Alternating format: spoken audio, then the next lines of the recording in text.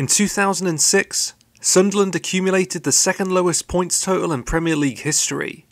But can we go back to that year's edition of Football Manager and evade the drop? Let's find out.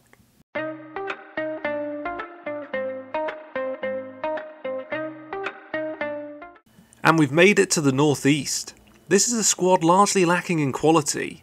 Our real standout players look like Alan Stubbs and Julio Arca, but outside of that, there isn't much to play with, especially in the depth department. To improve the newly promoted side, Sunderland have already spent a little, bringing in Kelvin Davis and Andy Gray. Their biggest outlay though is the £2.7 million acquisition of John Stead. The 05-06 season would turn into a little bit of a disaster for the forward, as he found the back of the net just once in 30 Premier League appearances. To have any chance of survival, we'll need him to perform. In reality, this was a side which accumulated just 15 points in the league during the entire campaign, winning 3 matches in the process as they spent all but 1 match day in the relegation zone. Thankfully, the board have given us a little bit of money to spend. We spent £1 million of the £5 million available on 2 defenders from the SPL, Marvin Andrews and Gary Caldwell. In the hope of not finishing the lowest scorers in the league, I thought signing a new forward was essential. Chris Boyd will lead the line. Let's play through the season and see what happens. Our opening fixture would see a trip to Fratton Park. Chris Brown's opening goal would see us earn a 1-1 draw on the road. A week later, Middlesbrough would visit the Stadium of Light. After 2 Brown penalties, we were in control of the game. Dean Whitehead finds space on the edge of the box before curling it home from range. The game would finish at 4, and remarkably we've picked up 7 points out of the first 9 available. Sadly, that form just wasn't going to continue for long. On paper, a relegation 6-pointer at the Hawthorns, and we were down 2-0 within 10 minutes. Ellington would add his 3rd of the game, found in the middle by Robbie Earnshaw. It would finish 4-0. Back-to-back defeats would follow. Tottenham at home offered a chance to pick up some valuable points. A costly loss of possession in midfield leads to the break, and Defoe converts. Not only would we lose the game, but we'd also lose Alan Stubbs for the next 6 weeks. Disastrous considering he's been by far our best defender this season. With 9 games played, we're sitting in 16th, having picked up just 1 point in the last 6 matches. And the games don't get any easier. Reigning European champions, Liverpool visit. A prime Fernando Morientes will be starting up top. Already he's found the back of the net 11 times for his new club. It would be his strike partner who opens the scoring though. Some nice build-up play before the forward finds space in the box and curls it into the far corner. Chris Brown would have the chance to equalise from the penalty spot in the final few minutes of the game, but his effort would be saved. Mired in a horrific run of form, which had seen us just pick up 1 win in 12 games, a trip to Old Trafford was the last thing we needed. After John Stead opened the scoring 15 seconds in, 30 minutes later, Kieran Richardson was given a red card. We were staring at the unlikely possibility of a result.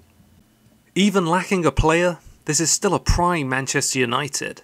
Silvestre finds space on the wing, before the South Korean midfielder finds the back of the net. Maybe an opportunity missed, but to take a point from Old Trafford could be invaluable in our hopes of survival.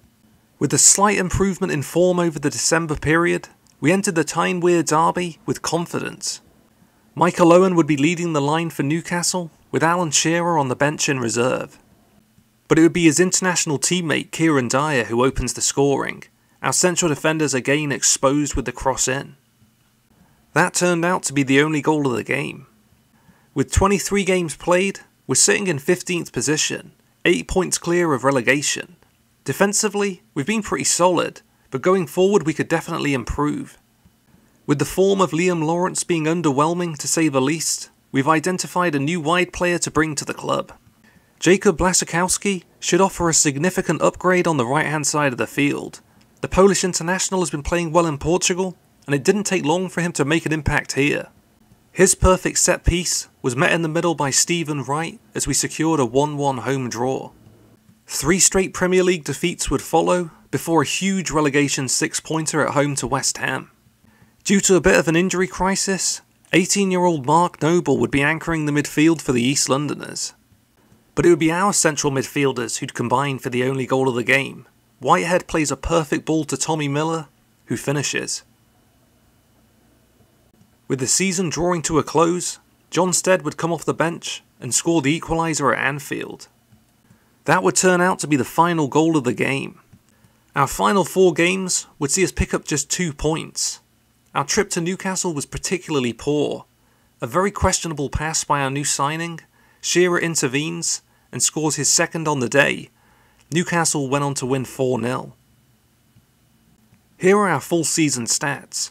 Amongst those who impressed me most were Basila, Dean Whitehead and John Stead. Initially I started the season with Chris Boyd up top, but after scoring just 1 goal in 11 league games, we needed a change. Stead came in and he made an impact. Our player of the season for me though would have to be Julio Arca.